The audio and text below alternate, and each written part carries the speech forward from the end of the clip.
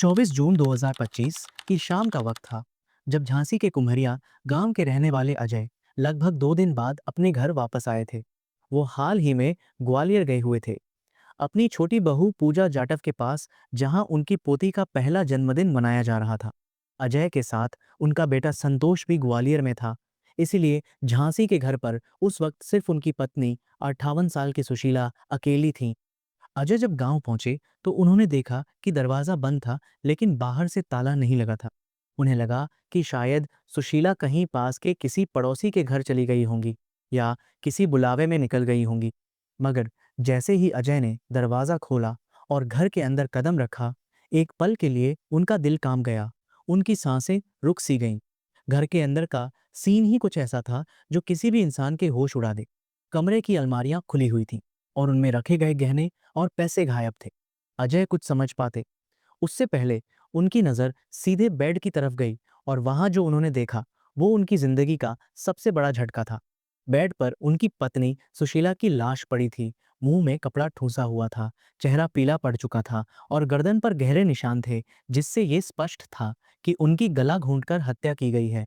अपनी पत्नी को इस हाल में देखकर अजय जोर जोर से चीखने लगे और उनकी चीख सुनकर आस पड़ोस के लोग तुरंत घर के बाहर जमा हो गए।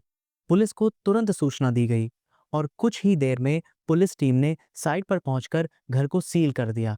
पड़ोसियों से पूछताछ में एक बात सामने आई कि किसी ने एक महिला और एक पुरुष को घर में प्रवेश करते और फिर कुछ देर बाद निकलते हुए देखा था। मगर किसी ने तब उस चीज पर ज्यादा ध्यान नहीं दिया। अजय ने तुरंत पुलिस को अपनी बड़ी बहू रागिनी और उसके भाई पर शक जताया। उन्होंने बताया कि रागिनी पिछले 8 महीने से अपने मायके में रह रही है, क्योंकि उसका संतोष के साथ विवाद चल रहा था। घर में कभी कभी रागिनी और पूजा के बीच तनाव भी होता था, और सुशीला की पूजा से नाराजगी भी किसी से छुपी नहीं थी। पुलिस ने रागिनी और उसके भाई को गिरफ्तार करने का प्लान बनाया, लेकिन उससे पहले ही दोनों खुद थाने पहुंचे और अपने आप को निर्दोष बता दिया। उन्होंने कहा कि मर्डर के दिन वो दोनों अपने घर में ही थे और उनका इस घटना से कोई लेना देना नहीं है। अब पुलिस के लिए केस और भी कंफ्यूजिंग बन गया। जिनके ऊपर सबसे ज्यादा शक था वो खुद सामने आके सफाई दे रहे थे। एरिया में कोई सीसीटीवी कैमरा भी नहीं था, इसलिए कोई टेक्निकल एविडेंस भी नहीं मिल रहा था। रागिनी से कई राउंड्स में पूछताछ हुई, लेकिन कुछ भी ठोस सबूत नहीं निकला। पुलिस को लगने लगा कि शायद वह वाकई निर्दोष है। तभी एक छोटी सी बात पुलिस के रडार पर आई, जो केस का टर्निंग पॉइंट बन गई। मर्डर के 2 दिन बाद तक अजय की छोटी बहू पूजा जाटव अब तक अपने ससुराल नहीं लौटी थी, जबकि उसकी सास की हत्या हुई थी। और इतने बड़े हादसे के बाद भी उसका वापस न आना, ये बात पुलिस को बहुत अजीब लगी। एक टीम को तुरंत ग्वालियर भेजा गया। पूजा को वहां से कस्टडी में लेकर झांसी लाया गया। शुरुआत में जब पुलिस ने उससे पूछा तो उसने कहा, मैं तो ग्वालियर में थी, मेरे साथ मेरे ससुर और पति भी थे, मैं कैसे किसी को मार सकती हूँ। लेकिन थोड़ी देर बाद पुलिस की सख्त पूछताछ के बाद वह टूट गई। उसने कन्फेशन दिया और बोला कि इस हत्या के पीछे उसकी ही प्लानिंग थी। उसने बताया कि उसने अपनी छोटी बहन कमला और उसके बॉयफ्रेंड अनिल को इस्तेमाल किया था, सिर्फ इसलिए क्योंकि सुशीला उसे जमीन के बंटवारे में हिस्सा देने के खिलाफ थी। जैसे जैसे पुलिस ने उसकी बैकग्राउंड खंगाली, पूजा की जिंदगी का सच सामने आता गया, और वो सच एकदम किसी क्राइम थ्रिलर से कम नहीं था। 11 साल पहले पूजा की शादी ओरछा गांव के रमेश से हुई थी। शादी के शुरुआती कुछ दिन ठीक थे, लेकिन जल्दी ही दोनों के बीच झगड़े होने लगे। एक दिन झगड़ा इतना बढ़ गया कि पूजा ने भाड़े के गुंडों से रमेश पर गोली चलवा दी। रमेश बच गया और उसने तुरंत पूजा के खिलाफ पुलिस केस दर्ज करवा दिया। इस केस के चक्कर में पूजा का ग्वालियर कोर्ट आना जाना होने लगा, जहां उसकी मुलाकात झांसी के कल्याण नाम के आदमी से हुई, जो खुद कई मुकदमों में उलझा हुआ था। कोर्ट के रास्ते में दोनों के बीच बातें होने लगीं और धीरे धीरे वो रिश्ता प्यार में बदल गया। पूजा और कल्याण झांसी आ गए और लिव इन में रहने लगे। लेकिन 6 साल बाद कल्याण एक रोड एक्सीडेंट में मर गया। कल्याण की मौत के बाद उसका बड़ा भाई संतोष और उनके पिता अजय पूजा से मिले। उन्होंने पूजा को छोटी बहू का दर्जा दे दिया और घर ले आए। यहीं से स्टोरी का नया चैप्टर शुरू हुआ। कुछ ही टाइम में पूजा और संतोष के बीच शारीरिक संबंध बन गए। पूजा प्रेग्नेंट हो गई और उसने संतोष की एक बेटी को जन्म दिया। इधर संतोष की पत्नी रागिनी ने घर में हंगामा कर दिया। सुशीला भी पूजा से खुश नहीं थी और उनके बीच में टेंशन लगातार बढ़ता गया। पूरे घर का माहौल बिगड़ने लगा। पूजा ग्वालियर चली गई और रागिनी अपने मायके चली गई।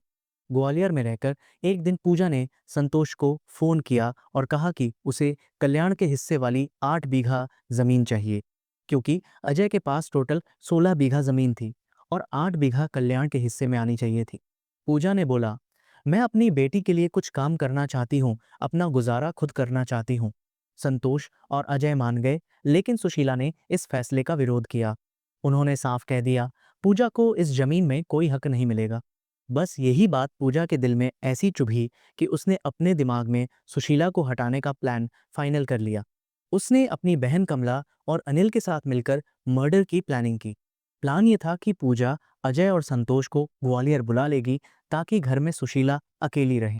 22 जून 2025 को पूजा ने उन्हें फोन करके कहा, पोती का बर्थडे है, आप लोग ग्वालियर आओ, सब मिलके सेलिब्रेट करते हैं। अजय और संतोष मान गए और झांसी छोड़ के ग्वालियर निकल पड़े। इसी दौरान कमला और अनिल झांसी आए, घर में चुपचाप घुसे। सुशीला ने उनका विरोध किया, लेकिन दोनों ने पहले उन्हें नशे का इंजेक्शन दिया, फिर मुंह में कपड़ा ठूंस दिया और फिर उनका गला घोंट दिया। मर्डर को लूट का रूप देने के लिए अलमारी से गहने और पैसे भी चुरा लिए ताकि सबको लगे कि ये एक रॉबरी थी। लेकिन पूरी प्लानिंग होने के बावजूद पुलिस ने 48 घंटे के अंदर इस केस का राज खोल दिया। पूजा और कमला दोनों को गिरफ्तार कर लिया गया। लेकिन इस केस का तीसरा और सबसे खतरनाक किरदार अनिल वर्मा अब तक पुलिस की पकड़ से बाहर था। उसकी तलाश पूरे इलाके में चल रही थी। पुलिस को शक था कि हत्या के वक्त लूटे गए लगभग 8 लाख के गहने उसी के पास हैं। 1 जुलाई 2025 रात 10 बजे पुलिस को पक्की खबर मिली। अनिल झांसी के बघेरा के घुरैया तिराहा के पास से अपने किसी रिश्तेदार को गहने देने जा रहा है। स्वॉट टीम और थाना इंचार्ज ने तुरंत चेकपोस्ट लगवा दिया और रोड ब्लॉक कर दिया।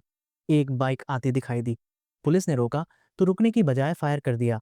पुलिस ने जवाब में फायर किया और अनिल के पैर में गोली लग गई। उसे तुरंत पकड़कर हॉस्पिटल भेजा गया। पूछताछ में अनिल ने सब कुछ कबूल किया कि उसने पूजा और कमला के कहने पर हत्या में हिस्सा लिया था। उसकी निशानदेही पर पुलिस ने 8 लाख के गहने भी बरामद कर लिए। अनिल की गिरफ्तारी से पूरा मर्डर केस अब क्लियर हो गया है। पहले से ही पूजा और कमला जेल भेजे जा चुके थे। अब तीसरा और सबसे डेंजरस शख्स भी एनकाउंटर के जरिए अरेस्ट हो गया।